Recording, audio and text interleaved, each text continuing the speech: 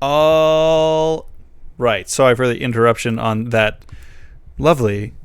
our lovely Gamer Chill Beats Radio on WEXP Radio evenings. What is up? It is a Tuesday. It's Talk Tuesday, and Tuesday indeed. Straight out the gate, I will say, Josh, you can share as much or as little as you want to. We're not operating at 100% today. And on top of that, I just got a text that there is power outages in my area. So if we suddenly split with zero notice or some notice, apologies, and just we'll make a it little up notice. to you. Yeah. Anyway.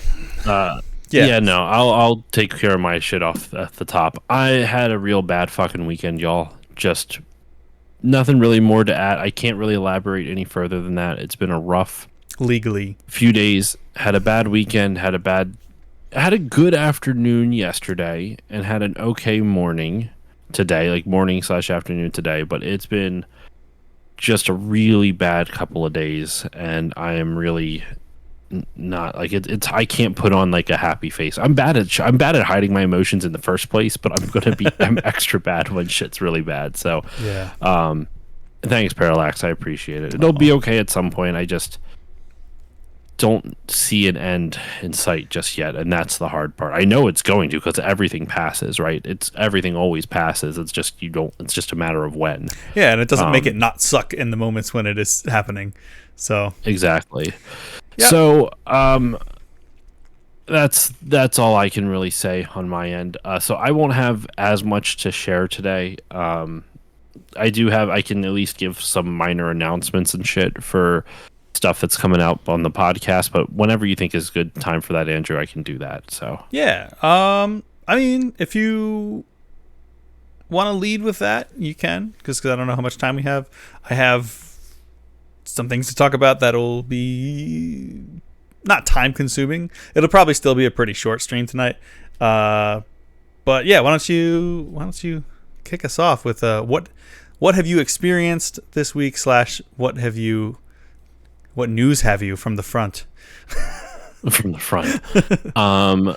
Well, I guess what I did experience was I guested on a podcast on Friday night where we talked about the 1989 buddy cop action flick Tango and Cash for like 2.5 hours. Oh, man. Okay. That is a wild movie, to say the least. I've never seen it. And don't mind me while I'm looking off in the distance. I'm also trying to get some podcast editing prep done I'm not going to edit while we're doing Talk Tuesday, but just prepping it for when it is time to edit, because the other thing I experienced this week was last night, Monday night, I recorded a 3-hour and 15-ish minute podcast on Furious 7. Nice. You're getting pretty close to the end of this one, or at least you catch up to where they're at. Yeah. I mean, I knew this was going to, like, James Bond is 25 movies. Doing that monthly is 2 years worth of content. Yeah. This has 10 movies, which is literally 11 movies, which is literally less than a year of content. Mm-hmm. So I went from having over 2 years of, guaranteed movies, down to under a year of stuff. So I'll be switching gears relatively soon. See what you did there? Actually, that was an accident. That's how tired am I. I didn't even realize tired the pun that I just made. Oh my god, motherfucker, mother, family. Jesus Christ! Like the necklace that Dom wears around his neck. I'm not giving you this one. That's really funny. But yeah, sorry, I killed Parallax. No, I think it was pretty good, Andrew. I'll take it. So I recorded over 3 hours worth of that. It's due out this Friday for my $5 patrons. Nice. So I am hoping that even if we end up going longer than we expect tonight, like I said, also some behind the scenes stuff, listeners, can't go into specifics, but I may have to duck out abruptly, and I might be able to come back, but I don't know. It's up to you, Andrew, if you'd want to continue on out. We can feel how it's going from there. So I might have to duck out suddenly. So in any case, whenever we do finish this, I'm going to have to start editing the episode because I have to edit through 3 hours and 15 minutes by finish it Thursday night, right? Like I have to, because then that's the night I have to upload it and get it all ready for a Friday release.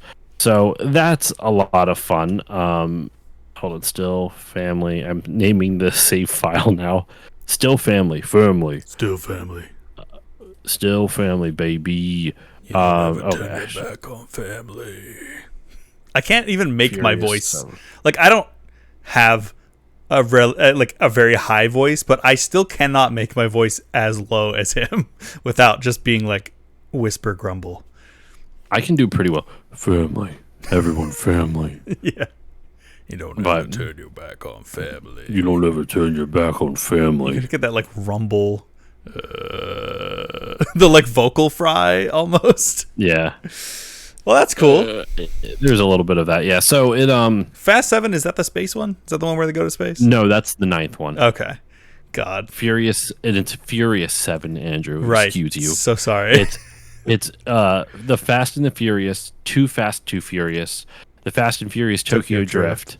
Then the 4th one is just Fast and Furious. Yeah.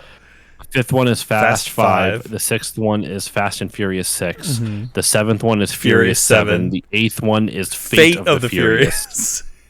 The 9th one is just F9. Right, that's right. Just like you just key, stop even trying. the key on the keyboard, the F9. Yep. F9, and then Fast X. Then Fast X, and then there's also Fast and Furious presents Hobbs and Shaw. Right. Which So love that movie. I love that movie. It's a fun movie. That's one of my favorites. Well, that's cool. We are. I could have sworn. Well, I have a really good segue, but I'll let you finish everything that you were saying. Okay. The last thing I want to share, I guess, because there really wasn't much else that I've been doing. I've been playing through Wind Waker again for an upcoming episode of the podcast. I gotta schedule a recording session for Final Fantasy X-2. Sorry, that was that wasn't what I was going to bring up. It just popped into my head. But the kind of the last announcement thing, I guess, not really. And the others weren't really announcements. This is an actual announcement. The Final Fantasy Draft for 2025 is coming out tomorrow on Patreon. Nice. It'll be out for everyone Sunday at 7 p.m. Eastern. But for you wonderful patrons who are subscribed for as little as $1, you will get it early, and you can listen to it tomorrow technically in 3 hours and 15 minutes. It'll drop. Nice. Start your countdowns now. Dude, I am genuinely I cannot wait for people to hear this one. Nice. A little teaser. So I always have the guests, like, they have to title their Final Fantasy, and they always have like wild titles, right? Like it's not like Final Fantasy 5 or 16 or 22 or whatever. They'll always do kind of like, Final Fantasy Origins or something, something like along those lines. Yeah, Stranger in Paradise. And without any context given or who, because I'm going to be starting the guest announcements tomorrow. Without any context given or who picked this title, one of the titles chosen was Fanal Fistiny. Like F anal? Yeah, like Fanal Fistiny. Oh my Fanal God. Fistiny. Do I know this There's person? no anal in it, just to be clear. No, you don't. Okay. There's no anal in this, just to be clear. But, I mean, not with that attitude, that's not. But there is, when this person revealed Fanal Fistiny to everyone, we lost it. We were laughing so hard. Damn. Wow, that's and there's some other phenomenal drafts that go places I was never expecting. Well, consider my whistle wet, sir. I am very excited. I'll be announcing a guest each day. I already shared like a promo image where it's like I have the 4 names, but they're all like blurred out type of thing with a little question mark over top. And so you can't really, like, if you can make out some of the letters, but you can't really tell who it is. So then every day I will remove one of those whiteout boxes and reveal a guest, and kind of to build hype up for the draft episode coming out on Sunday. Nice. So yeah, just wanted to share that. Really excited for this draft to come out. Sweet. Yeah, I know I shared at the end of our last episode that I finally beat Chrono Trigger. Not finally as in it took me a long time, but it took me a long time. It took me like 30 years and like under a month. But those 30 years, yeah, it did take a long time. And I'm thinking, since I just played a backup of my legally copy that I legally own, I was thinking another game of a copy of a legally owned copy that I might play next is finally playing Final Fantasy VI, because I keep hearing not just how good that one is, but how much I specifically would like it. I'll be curious to hear your thoughts, because I can tell you, like, when I first played Chrono Trigger, I was blown away by it. I wasn't as blown away by Final Six. Oh, okay. I don't think it's a bad game. Hey, just what's up, Drew? in time. And our guest that just popped into chat, he may just be joining us next week to talk more about Chrono Trigger. He just may. I feel like Chrono Trigger, if you stare into a webcam and say Chrono Trigger 3 times, Drew the Damager appears. Just I would. What a why? This is not where I did not expect that. Bloody Mary, Bloody Mary, Bloody Mary. Right. No, but like Final Six, I think you'll enjoy. It has moments that I think are genuinely very profound in some of the storytelling. I think the combat is very like if you like Final Fantasy VII, you're gonna like this combat system. It's basically like it's not one and the same. I'm not trying to say that at all, but it's very straightforward, kind of like Final Fantasy VII. I would say the differences though are for yourself when you play it. Really lay into the like the characters have unique techniques. Like it's not just like they all have attack and it's like, you know, some will have attack and magic, some will just have magic, you know, varying degrees, but then each of them have like a special ability. That's also where the like what is it? Sabin has the move suplex or whatever. Okay. Which is also where the meme you've seen the meme suplexing a train. Yes. yeah. That's from Final, because you can do that. You fight this thing called the Doom Train. Yeah. And if you actually no, it is kind of cool. So Sabin, what he can do is that when I forget the name. I think Brawl is the name of the move. I don't remember the name of the move, but when you do it, you input button combinations, almost like a fighting game. Oh, and depending on the buttons that you press in the time, there's like a time limit that you can do it in. Then that determines like which move you use. So like suplex is a relatively easy one, so you can suplex a train pretty easily once you learn it. That sentence. Yeah, so there's just it's a great game. It really is. I do think that how can I put this? I think that the hype around Final Six, a lot of it stems from the fact that at the time that it came out, no other JRPG had done what it did in the West, right? Like a lot of us Western audiences, kind of like how like, you know, Link to the Past is like a seminal Zelda title, right? Like I think Link to the Past is phenomenal, but what it really captures a lot of people's imagination with that game is how whimsical that world is, and that, like the high fantasy storytelling and like the lore, the folklore of Hyrule and everything like that. And that is like, that's one of the games that really kind of lays into it and tells it in a really interesting and cohesive way. And I don't think it has the same oomph in modern days when you've played other games since then. Like tons of games have been influenced by Final Six, by Link to the Past, stuff like that. That's an awesome little tidbit. Apparently you weren't supposed to be able to do that, but the devs forgot to stop it. That's wild. I love that. That makes me happy they left it in by accident, but still. But like I think that it's like going back to play Ocarina of Time, right? Like Ocarina of Time is a seminal game. Like it was my first Zelda game. Yeah. I it will always have a special place in my heart. But if you go back and play it now, it doesn't have that same sense of awe and holy shit that it did the first time, right? At least to me, it doesn't. Like it doesn't, and I feel like Final Six and like Link to the Past and stuff is kind of for at least for me is in that same vein where it's a very groundbreaking game, but it didn't quite live up to the hype for me. Yeah, and I think it's also like it's hard to take it out of the context, or it's hard to put it back into the context of where the world was when it came out. Not to be like dramatic, but like. But that is a very like that's important to note. Yeah, like playing Chrono Trigger for the first time. We're not going to get into Chrono Trigger. We'll have a whole episode about that probably next week. On my phone, so there's a super delay for the chats. Oh no. There are things that I was like, it's like when I played Earthbound for the first time, which was like maybe 5 years ago.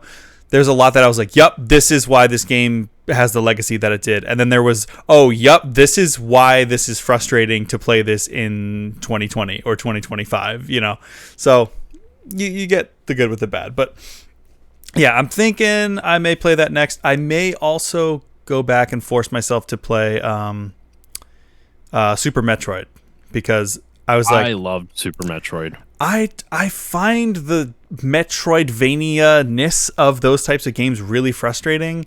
To just be like, you're never going to know where to go until you just like, oh yeah, there was that one door, I think 5 hours ago where it's like, oh, did I try to shoot my like blue missile at it? I just wish. Well, so here's the thing: there is if you go back and play the original Metroid, I think that game suffers from what you're talking about a lot more. I think the reason Super Metroid works is that once you they have very clear distinctions of so for example, with doors, there are some doors that just require your basic plasma shot, plasma blaster or whatever, and there's others that require 5 missiles, right? And some of them require a super missile. They all have different colors on the outside of them, so you have a clear visual marker as to which door takes what. So once you learn that, then then it doesn't become nearly as much of an issue because okay, I don't have that ability yet. I will come back to it later. So you don't have to guess at some point. You'll be able to run up to it, be like, oh, okay, I don't have I couldn't open this door before, so now I didn't get any new abilities yet, so I clearly can't do this yet. I will say there is one moment in Super Metroid that I think is very hard to figure out, and because what that game does is that they try to teach you the game through visual clues. It's not broadcasted to you. Okay. You have to pay attention to the world's environment. There's a lot of visual storytelling in Super Metroid that you don't see as often in games of that era. Okay. And one of the ones that bothers me is there is you'll be going through it later on. There's a pipe that you go through. It's a clear pipe, so you can see there's a big chasm that's going up and down. And when you go through it, you can't really do much with it. But there's another spot, I think it's either maybe it's on the same screen or maybe it's early or something like that, but you'll see something that looks just like those same pipes, but they're broken apart. That visual indicator is meant to tell you oh, you can break these pipes. Okay. But that is the only thing that was never very clear to me. I'm going to just tell you now, you have to use a super bomb for it. Okay. Just because it's not, there's no, everything else, it's what am you supposed to do? Do I shoot a missile straight up at it? Do I shoot a super missile straight up at it? Do I use a regular bomb? You have so many different options where it's you don't, in the doorways and other stuff, they give you very clear indication okay, try some of these things. They give you a limited set of moves to try versus that if you you have to even assume that, like, okay, I see a broken pipe and that means I can break my pipe. Like, to me, I didn't think of it that way. I was just like, oh, it's a broken pipe. It has nothing to do with this pipe. Yeah. Like, you have to make that leap.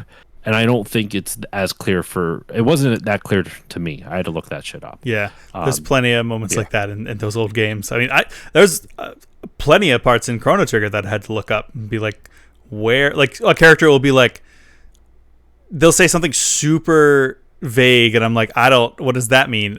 Or they'll say to go to a place, but it's like, but in what time period? And so, like, there's a couple of times that I had to look some things up, but or like really weird parts of the geometry where you have to, like, it's a door but it's not all that clear that you can walk through it, little things like that. There was plenty of that in Earthbound, so I think it's probably just the era as well, which I missed. Not to over romanticize the 90s, but, like, don't you miss being, like, playing a game, maybe getting stuck somewhere, and then, like, being excited to go to the school the next day and be like, oh my god, like, you guys, I got past this boss or whatever, or like, I don't know, how do you do whatever? Oh, you got to push this rock and then it'll fall down and then you can jump across it. Or, well, did you know if you shoot this tree it'll fall over, then you can get a different shortcut? Like, I miss that era so much, like the playground, or stuff that, like, when the first Pokemon came out, everybody knows the Mew behind the truck myth. Everybody knows about it. But I believed it. We all believed, like, the stupid stuff like that because it was such a collaborative thing. I miss that energy. There are some games that have been able to, like, recreate it. This what is it? There is you ever play Tunic? No. It's like very Zelda. Oh yeah. Yeah. Very Zelda. Same thing, but like Zelda with Dark Souls, I would say. Right, that's right. Every time you say that, also, I think of the one that's like very Zelda with Dark Souls where you play as a little crocodile guy, but I think that's something totally different. I don't know if I've played that. Also Animal Well is like this as well. Right. Animal Well as well. When I did my episode on Tunic last year with Jill Grote from the Indie Informer, she brought up a point where, like, Tunic spoke a lot to her because she played it in early access because she's a journalist, and there was a early access Tunic Discord server, and there was a spoiler channel and like a non-spoiler channel, so there was literally channels devoted to playground rumors essentially, and it was this group of journalists in this tight-knit community solving all these puzzles for the first time, be like, oh well, I found this and I figured this out. So like there are games that do recreate this, but you have to play it early on before the guides are written. Yeah, that is true. Well, or no, it would be a really fun experiment. Like, we get a small group of people, like 4 or 5 friends, like not together physically, but like together, and pick a game that none of us have played, and then like reconvene like once a week or something like that, or once every few days to be like, yo, did you remember this? Like, yeah. Oh wow. Or just like set up a Discord channel and just be like, oh, I just found this out type of thing. Yeah, I love, and this is like the opposite end of that. Like, I like that because it's like collaborating towards one thing that's all the same, but the other side of that coin is, even though fucking David Cage is the worst human being, I love talking to people about how their playthroughs of like Quantic Dream games have gone, whether it's Heavy Rain or Detroit or oh my god, Indigo Prophecy. Like, I love, especially like Detroit. I mean, being the newest one, that game, like Heavy Rain has like, oh, how did rain? I just moved my head away from the mic to breathe in. Heavy Rain is like all different ways that the same events can kind of play out. Detroit is like, you could have wildly different set pieces to how that game ends, and I just love. I'm actually about to play it with Polisa, or watch her play it and staple my mouth shut so I don't influence her at all. But yeah, I love that collaborative, like interactive experience of games, because we're so separated now, I think, unless you're obviously playing a multiplayer game. Yeah. But so slight turn, I would love to talk about a few things that is very timely. I have plenty of things to talk about that I have experienced, but we can just talk about that another time. If we don't get through it all, whatever. Did you watch any of the Summer Games stuff this weekend, including the State of Play? Not really. Okay. I did watch some stuff. Like I watched a little bit of it here and there. Saw some recaps of it. There was some cool stuff that I was excited about, but by and large, there wasn't a lot that was for me. Yeah. But like even like the Xbox's new like handheld thing, right? Like I'm just so not interested in Same.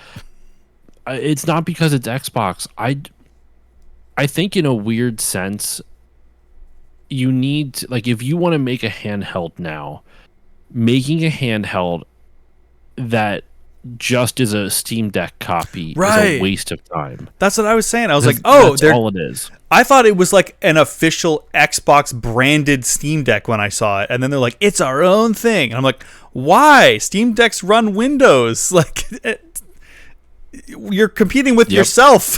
You know, like, obviously, Steam gets most of the money.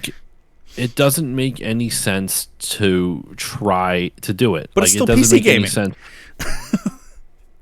What? Sorry. Like it's still PC gaming versus PC gaming at that point. Like it's so bizarre.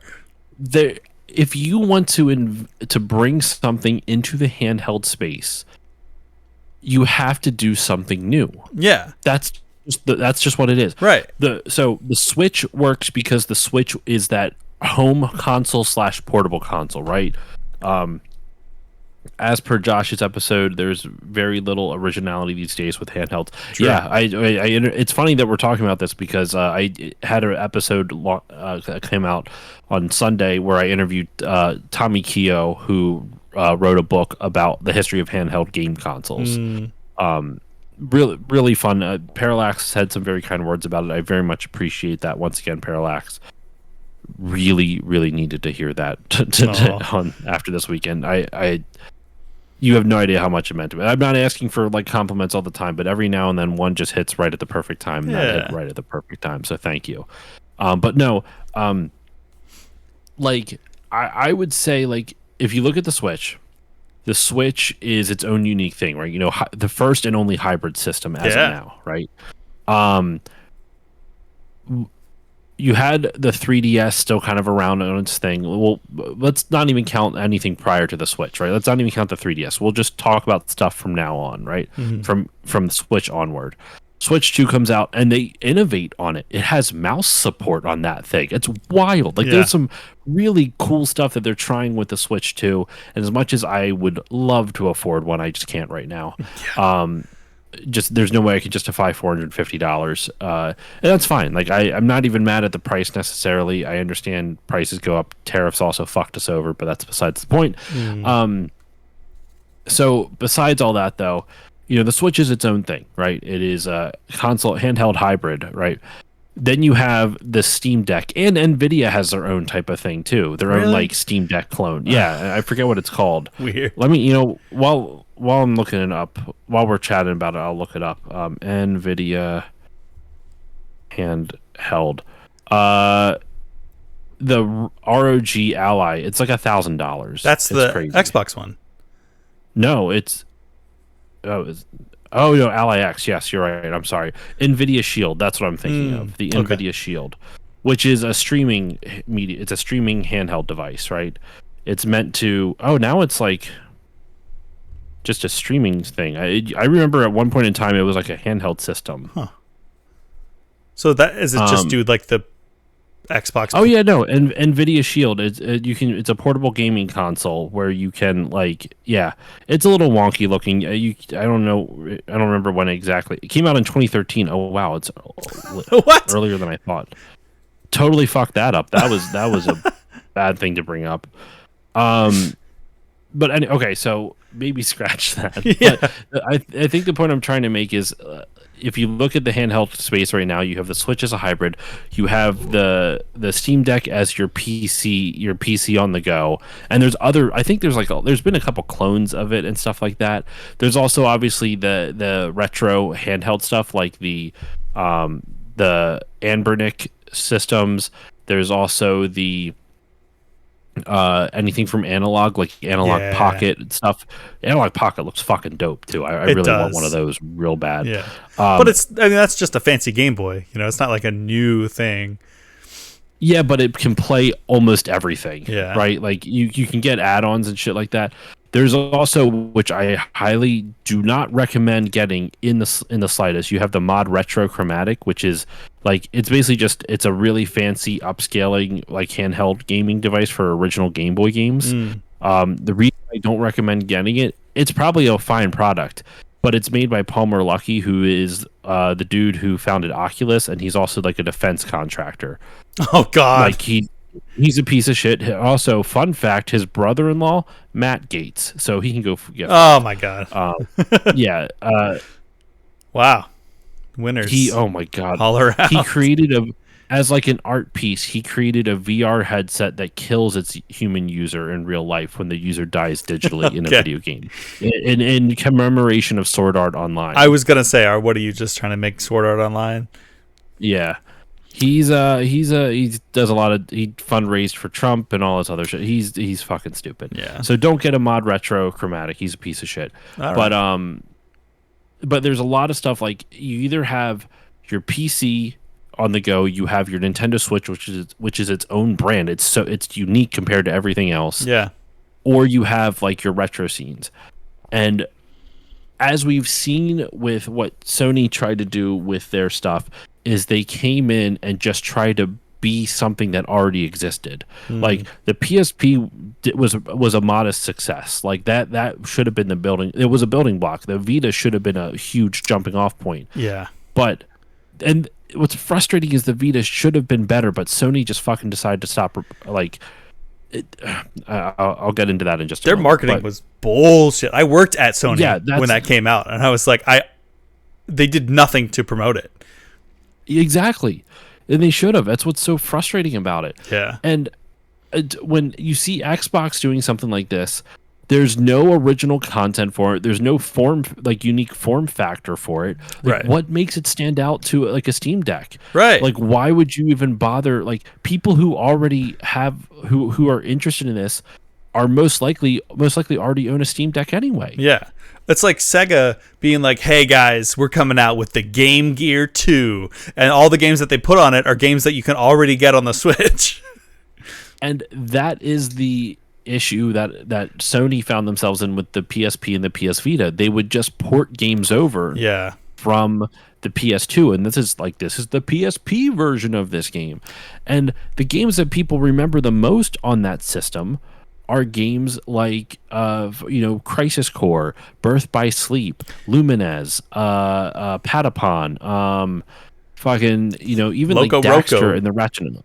Yeah, Loco Roco or whatever it says. Or it's like we're gonna put a very slight upgrade on a game that's already out, like Persona 4 Golden, and make it like, well, now this is the definitive version of this, which makes you buy it. And then it's like, what if you already bought the PS2 version? You just buy it again? Oh, that was the Vita. They did that on the Vita, which I didn't have as much of an issue with because it's almost like an HD remake at that point, right? But for a handheld. So that one, it wasn't an HD remake. I mean, I guess it could have been. I don't know what the resolution on the Vita screen is, but I think what's frustrating with the Vita is that they started out on the right foot with it. Like, not in terms of marketing, but in terms of their game plan. Here, hold on just a second. And developing interesting original games like Escape Plan and Tearaway. So I have a modest selection of Vita games. This was on the 3DS as well, but Arkham Origins Blackgate is a really great like Batman Metroidvania for the system. Gravity Rush fucking rules. Oh my god, how could I forget Gravity Rush? Gravity Rush rules. Killzone Liberation is actually a really solid FPS on it. It's honestly pretty damn good. Yeah. And that Little Big second Planet Vita, fine. The joysticks on the Vita like feel good. Yeah, they're not bad. I also have like a couple things that were on other systems, Rayman Origins, Resistance Burning Skies. I heard mixed reviews on. I didn't hear it was very good, but it's still an original game for it, like one of their series. I heard Soul Sacrifice wasn't bad. Yeah, And yeah. there's a second one. Tearaway, I think, is like one of the best games ever. Yeah. And nobody fucking talks about it. It is a beautiful game. I love that game. I still love pushing your fake finger through the bottom of the game. Right? Dude, I was so convinced at the time when that came out. I'm like, did they scan my finger? It was just a random insert white dude's finger, but still, it was like it tricked me. I know. Like, how did they do that? I was like, how do they do this if you're black or anything other than white? They are Hall effect sticks on the Vita. What? That, I guess that's the brand of, or the type of joysticks. And then Uncharted Golden Abyss, a really solid. Like, this is like a 7 out of 10 game, like 7.5, 8 out of 10 game, like not a masterpiece, not anything groundbreaking, but a really fucking solid game. I have like a couple others, but I have to like actually turn around to look at them.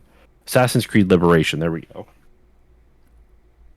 But like you look at that, a lot of that shit, like Uncharted Golden Abyss, Tearaway, Gravity Rush, Resistance Burning Skies, all that shit, like Kills in Liberation, that all came out like really early on the system. Hold on, why the fuck? I have to like put this all back now, and I'm like, I have to re-alphabetize it. But like that all came out like relatively quickly within the first year or so on the system. Yeah. Not all of them, but like also the first like Danganronpa games are on that, and then they ported them over to PS4. Like they made some really great, unique games, but they didn't market it, and then they dropped it. Yeah. Was the 999 series on that? Yes, Virtue. I have that as well. The Virtue's Last Reward. Or whatever. Yeah. I never played the. Well, I shouldn't say that. I briefly played 999, 9 Doors, whatever it is. 9 hours, 9 persons, 9 doors. Yeah. I always wanted to go back to it, but not enough. I don't like. I think the Switch is. I think the best part about the Switch is that it is the hybrid. It's not just the Switch is an incredible console, but I don't know if I would have been as excited to get one if it didn't also plug into my TV. And I wonder, because it's like I am holding at all times my cell phone, which I can, use to emulate games if I want.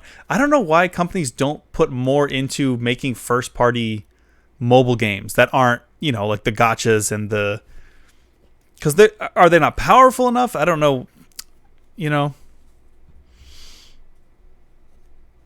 Wait, sorry. Repeat that last part again. I just like what's not powerful enough. Like are phones powerful enough to like merit companies putting a lot more effort into first party games that they would on a handheld console, just on cell phone games? I mean, Nintendo has done that. Yeah, but like more, but they also have the Switch. Like they also have their, if they had released like a Zelda or something on on the phone, or like, are phones now powerful enough to warrant that? They definitely are, but I think it's the form factor that's the issue. Touchscreen controls, like ideally what you need, like when you design games for the phone, it has to be single finger controls. That is how it works. Right. That is like yes, you've seen them do stuff where it's like, someone will play sideways and you have like the digital joystick and shit like that. Parallax says he knows for a fact that the Pixel 6 Pro can emulate the Vita pretty dang well. Oh, nice. Yeah, there we go. But like, and you can get a little thing to put your phone in that, have the controllers on. Gaming phones exist now. Wow. I did not know that. I don't see any issue with it. It's not my cup of tea. To me, it just, because phone games are synonymous with, the gotcha bullshit and whatnot, right, and like freemium and stuff like that. And that's not fair, because games like, Monument Valley is phenomenal. Oh, yeah. There's a whole bunch of really amazing games on the phone that just don't get the same love they should. I've played a handful, like I think there's one just called, it's called The Room, not like Tommy Wiseau, but I'll double check on it. I'll double check what it was called. Tearing me apart, Lisa. You're tearing me apart, Samsung. But yeah, like I think if you want to make a splash in the handheld market as a big AAA developer, as one of the big three, whichever, Microsoft, Sony, Nintendo, if another heavy hitter comes in at some point, if you want to make a splash, you have to have something different. It can't just be, we can stream games to this. Yeah. Because no one's going to care. All the big consoles already do this, and they've built up years of brand loyalty. Right. You have to do something different.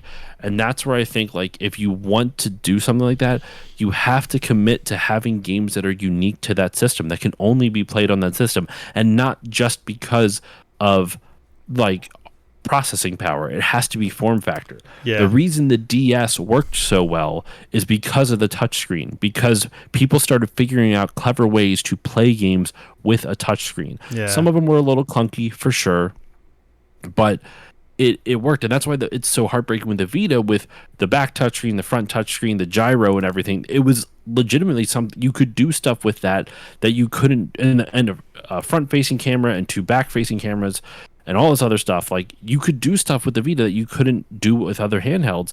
And Tearaway is the perfect example of that. Tearaway shows how you can incorporate all the gimmicks and actually make a really good game, like a phenomenal game.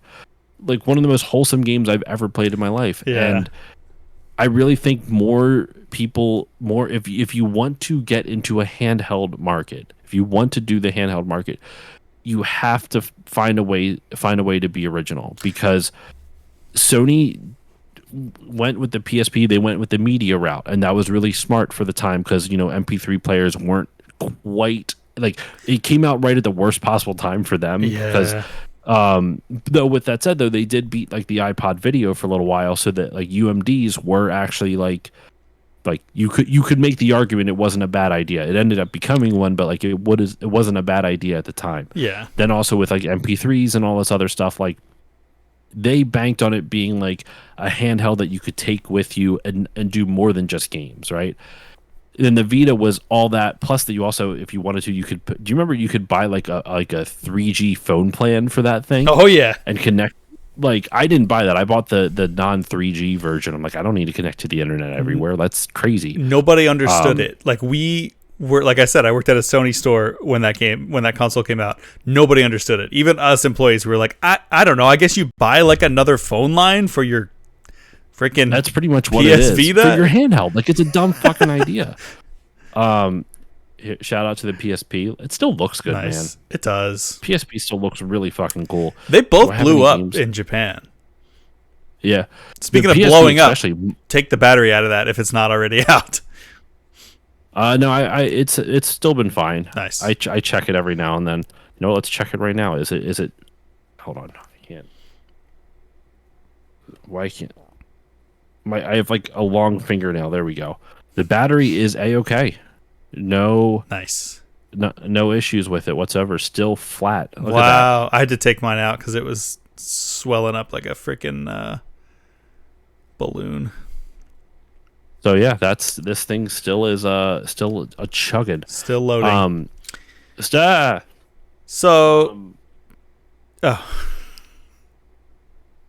And there we go. There's the Vita. Nice.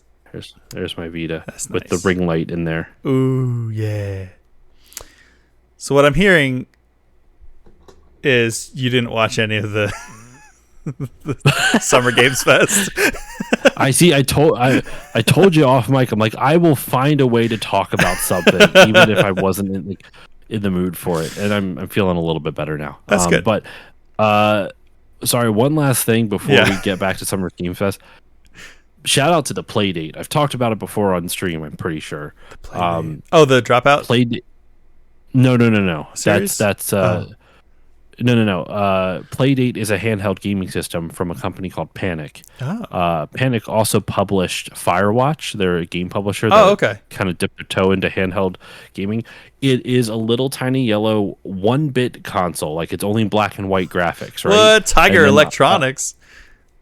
Well, it's not an LCD screen in the sense that it's like stamped images, right? But it's Yeah, it's got a like exactly Parallax. It's got a little hand crank on the side, and they have like there's like one game where you like go forward and reverse time with the hand crank and stuff Oh like yeah, I that. think you were telling me about this.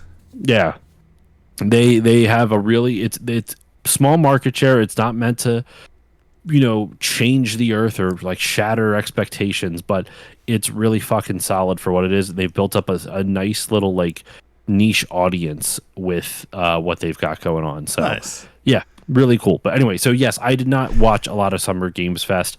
I think the only thing that really kind of like excited me was the Mortal Kombat collection from Digital Eclipse. Yeah, it's so funny. So our mutual friend Casey, he sent me the Mortal Kombat collection, and I sent him the Final Fantasy Tic Tacs announcement, because that we both love those respective things. He was like, I sent it to him, and he's like, dude, when I saw this, I shat my whole ass.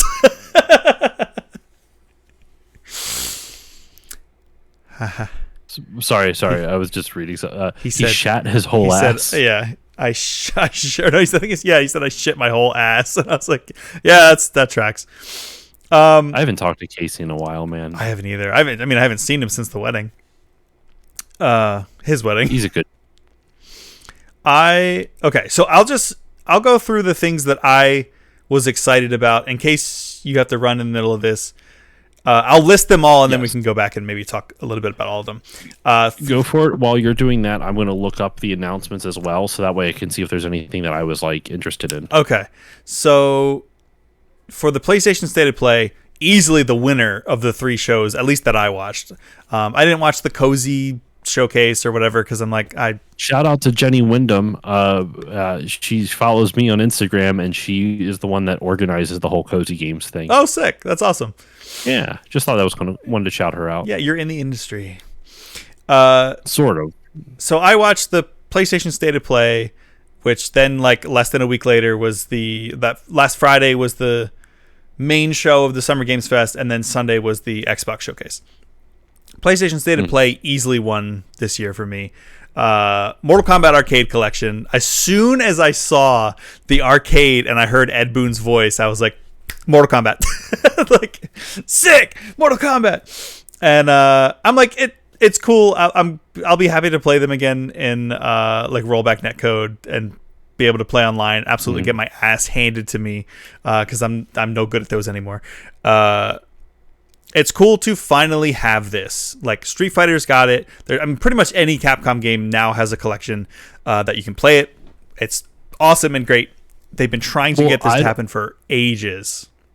I don't think you understand how big of a thing that Digital Eclipse is doing with this. Have you played any of their other like Atari 50 or the making of Karateka or what's another one? They've done a few now. They did a Tetris one most recently, but they also did the Jeff Minter collection. They also did like the Mega Man Legacy collections, but like Atari 50 is the first of like this kind of current breed of what they're doing. Have you ever played any of those? Like, ignore Mega Man, but Atari 50 or any of their Gold Series collections? No, I've played the Mega Man one, and I think they did a Street Fighter one, but it's like a museum, and it seems like that's what they're doing with this too. Like a lot of old footage and assets and stuff.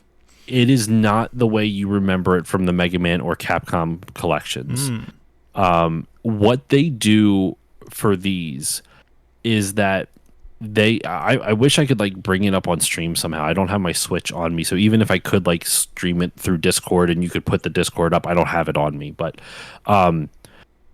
what they do with it is that, like, I'll go with the Atari 50 one, right? And I'll see if I hold on. There we go.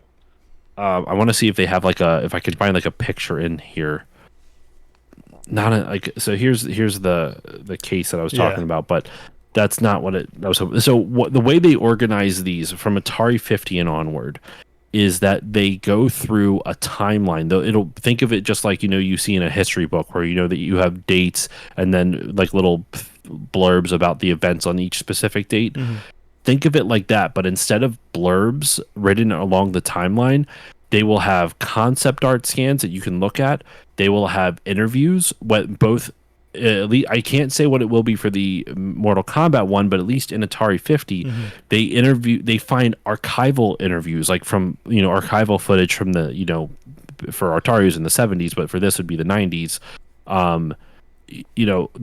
They find archival footage, and they'll also have interviews with the developers present day, or like as close to present day when they had it, and you can literally watch the evolution of the development of the game as it goes along, so you can understand the story of how the game kind of came to be. It's not just it's not just what they did in the Mega Man and Street Fighter ones, where like, here's 6 games that you can select on the menu. Oh, and you can look at the this bonus thing on the side here. You can actually this is all the concept art that you can watch scans of. Maybe we'll have a couple videos type of thing. This is like a full documentary that they turned into a video game. That's awesome. And the way they do it is like you go through it, and sometimes, like at least with some of the other ones, you might even get to play like early builds. Like in the Making of Karateka one, they have like some of Jordan Mechner's first games prior to making Karateka. Jordan Mechner would go on to do the Prince of Persia series, like the original like Apple II Prince of Persia. But like you would see, like, they also had like his archival footage that he used to rotoscope the animations for the games and stuff like that. Like they do this with a lot of access. They get a lot of access from the people who make the game, and they just put a lot of attention to detail and care into it. And you can literally play through different builds of the games in some instances. I don't know what it's going to be with Mortal Kombat, but like, how cool would it be if they have like, here was the alpha build of the original Mortal Kombat, or like a facsimile of it, right? Totally. And then you have like the final one, so you can see how things evolved. And like, you're gonna have all the all the playground rumors and stuff. Like who was that fighter that didn't actually exist that people thought existed, then they ended up adding into the games later on? The most famous one's probably Ermac. Yeah, Ermac. But like, it happened several times. You're probably going to have a whole section on that, right? So that's why I was saying I'm excited about this. I was more excited for you about this because I know how much you love and care about this series, and I really think you are going to adore what Digital Clips does with this. It's not just a glorified collection with some scans and archival footage.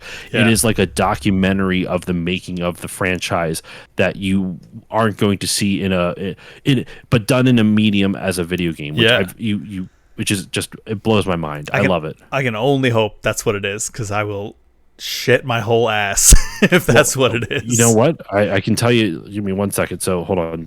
Digital Eclipse, Mortal Kombat. Mortal Kombat. If their Legacy Collection, if it's part of their Gold series or whatever it is, it's step into the arena as a. Do they have?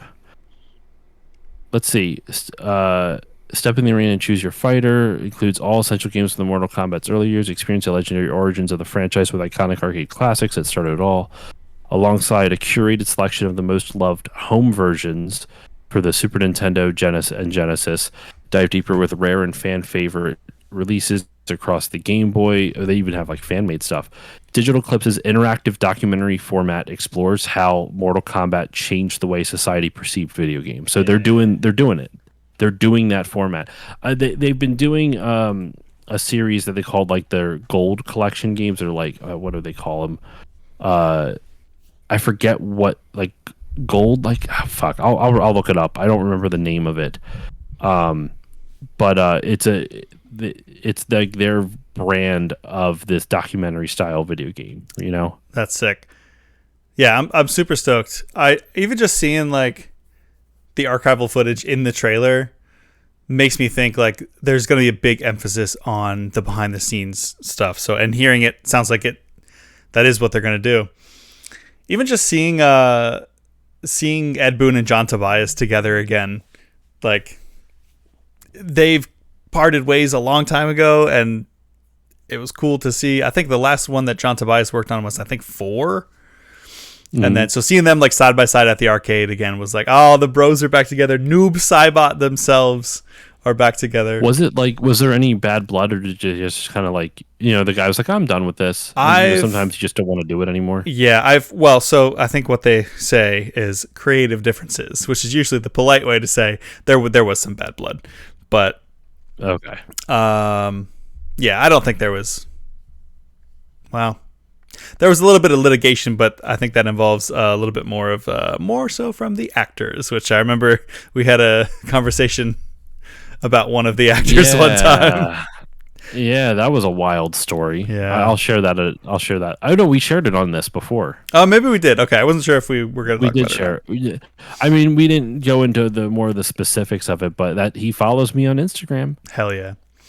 Right. So that was my super exciting thing. Well, one of them from PlayStation Collection or PlayStation State of Play. Did you see the new Itty Bitty Baby 007?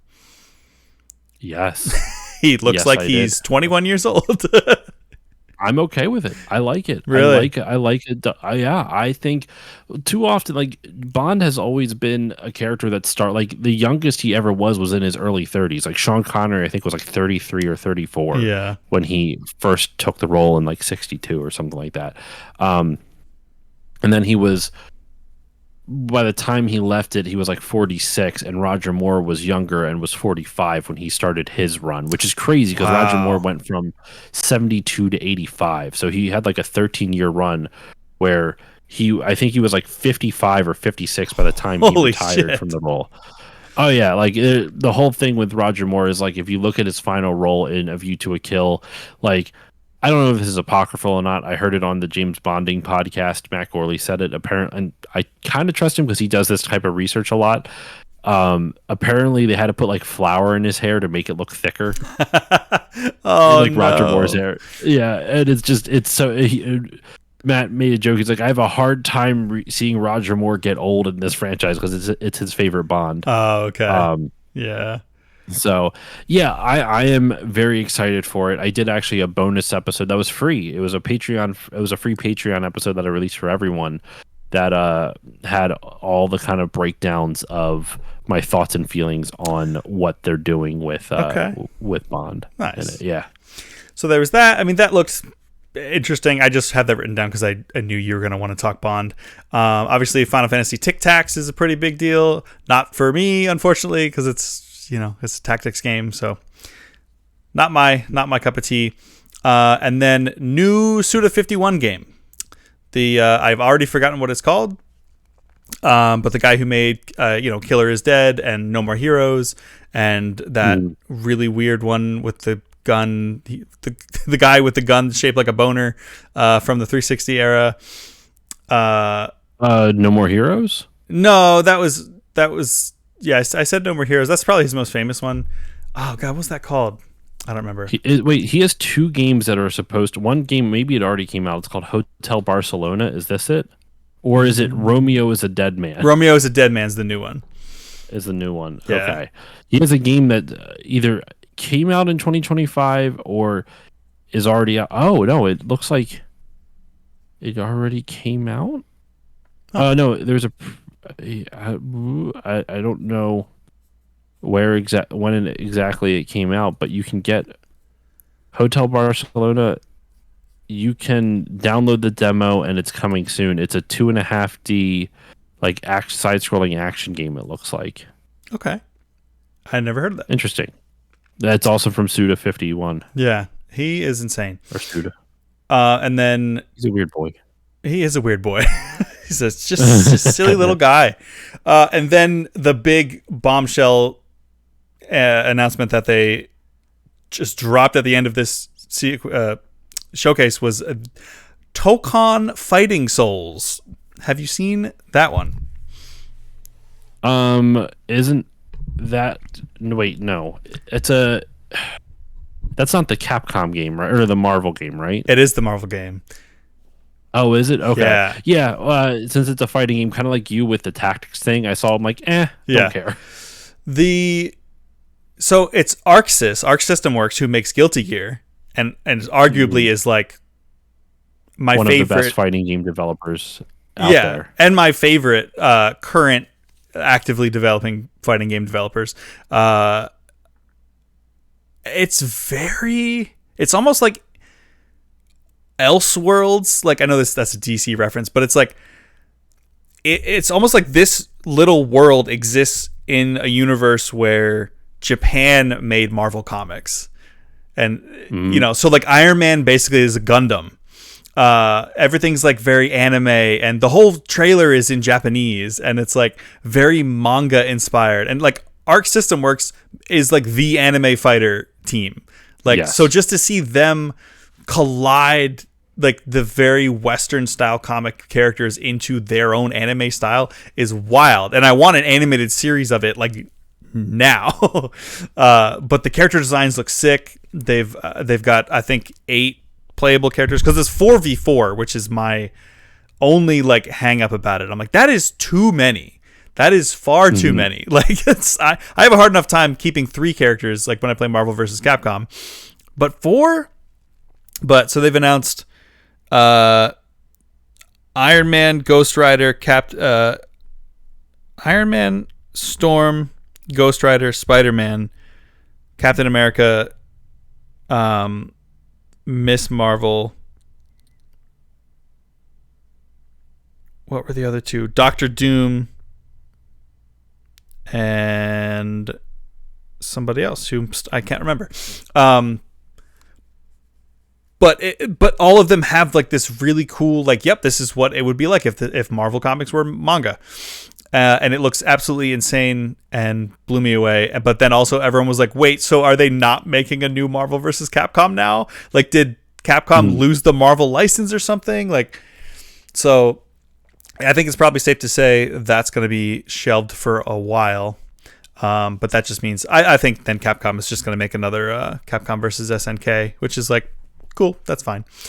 But that came out of nowhere, and I was like, what am I even looking at? I think in my reaction I just kept saying, like, what am I even looking at?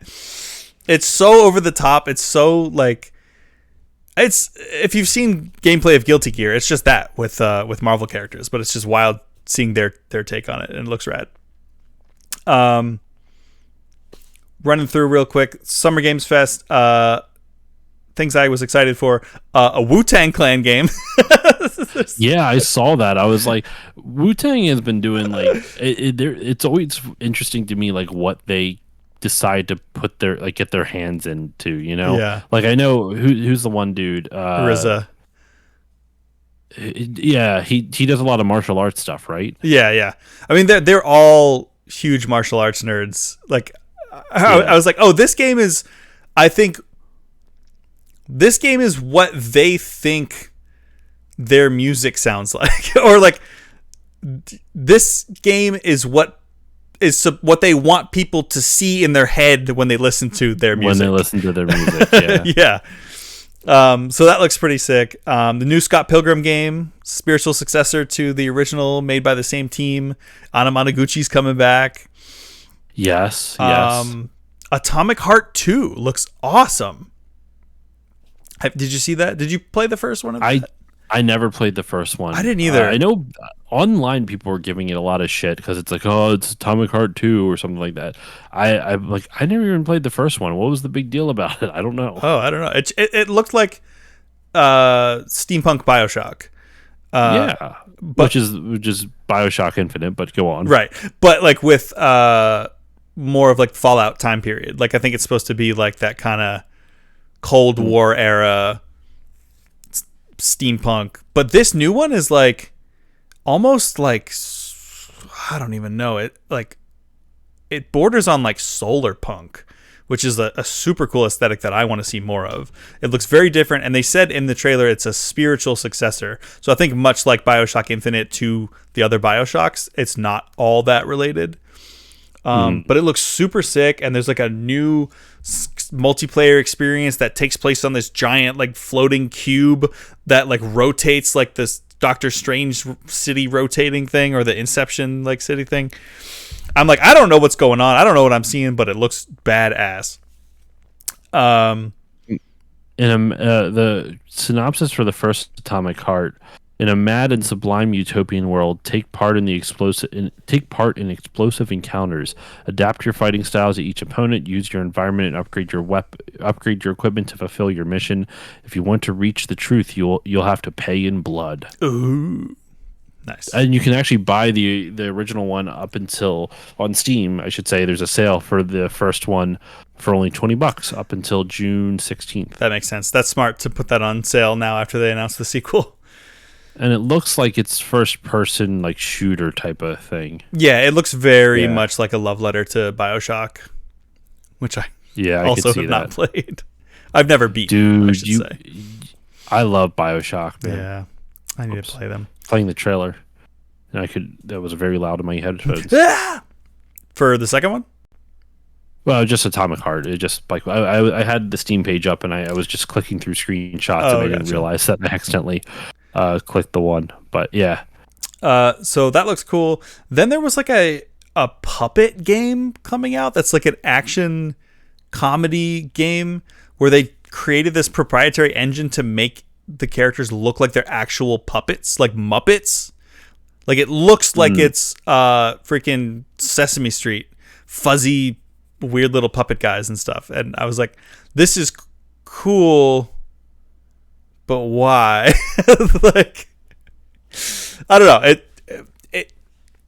I've yet to. Why are there so many songs about rainbows? Yeah. What's on the other side? Apparently, they're shutting down that ride, the Disney ride. They already did. Jim Henson's daughter was the last person to She closed out. She was the last person leaving it, and it's a bummer, man, because that was actually a really good. That was like Muppets 3D was great. Yeah, I liked it. I'm glad I got to ride it at least once back in like 2011. I've ridden it a few times. It's cute. It's awesome. Nice. I love the Muppets, man. Shout out to Muppet Treasure Island. Hey, we just watched that. Dude, it's great. It's so good. It's really good. It's so good. I was laughing so hard, harder than I think I ever had this time at Sam the Eagle's character when he keeps going like he's furious. I never said that. Anyone caught lollygagging will walk the plank. I never said that, Mister. I was anticipating your whim, sir. Yeah.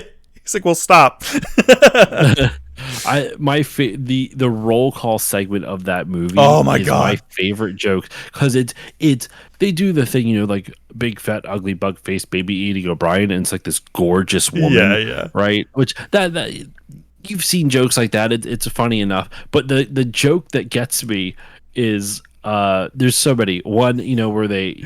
You know, you have Mad Monty, aye, you know, like really creepy. It starts off like normal, gets a little creepy, and then it gets ridiculous. My two favorites are Old Tom. Yep, that was mine. Real Old Tom. And Dead Tom. Yes. And then the other one that I think is like, it's just such a perfect joke. It goes, Clueless Morgan. Huh? He's like, what? Clueless Morgan. Huh? He doesn't make another appearance in a Muppet movie, as far as I know. That's right. And you know how like you have those movies or those quotes where you quote something, but no one will understand it because it's not even that it's a hyper specific or niche reference. It's like an obscure moment in a movie that why does it resonate with you and no one else? Yeah. For me, it's when Clueless Morgan gives Tim Curry the black spot. He goes, "This is for you." The black spot. I am escaping to the one place in the world that has not been taken over by capitalism. Spies. Tim Curry is fantastic in that movie. He is so wonderful. Yeah. And the what is it? What's the other one I really like?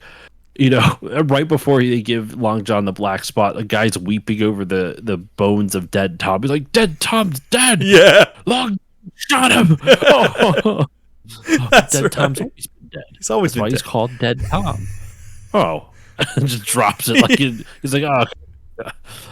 Yeah, that for some reason it's the same exact joke, but there was I think it was on All That. They had obviously in the peak of the Spice Girls, they had a skit that was like the Spice Boys, and it was like Hairy Spice, Sweaty Spice, Stinky Spice, and there was one that was just Dead Spice, and it was just one of those like anatomical like skeletons just sitting there, and it just never moved.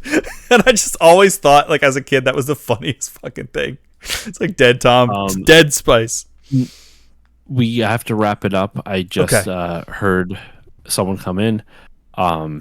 But yeah, so we should do a whole night about gushing about Muppet Treasure Island, I think. I would love that. I could wrap up with this segment with this. Lego Voyagers, really cute co-op game where you just play as individual Lego pieces, and it looks very bizarre and kind of trippy. And then for the Xbox One, literally there's only 3 things I cared about besides Ninja Gaiden 4, but that was already announced. Persona 4 remake, awesome, love it. 3 still better. A new Game Freak game that's not Nintendo. That's not Pokemon. Game Freak making a like game that kind of looks like Nier. Like I guess you might consider it a Souls-like, but it looks more actiony. Like it looks like Nier. And I was like, game what? I'm sorry, what? And then new Double Fine game called Keeper, where you play as a sentient lighthouse. That looks great. That looks wild. Amazing. But I know with everything you got going on, you got to head out. I think that's a good place to wrap up. Just our quick little thoughts about a very disappointing, I would have to say. Even though I just talked about the things that I liked, there was a whole lot that was either not shown at all. I really thought they were going to show a new Halo. I really thought they were going to announce a Chrono Trigger remake. I made a little bingo sheet and everything. And the only thing that I got on my bingo sheet was Marathon is not shown. That's not surprising. I got that one. Anyway, I was sad. But I appreciate this. I appreciate you, sir. This was a much needed pick me up. Yeah, I hope things look up for you. Yeah, I think they will. I hope so too. And that's not,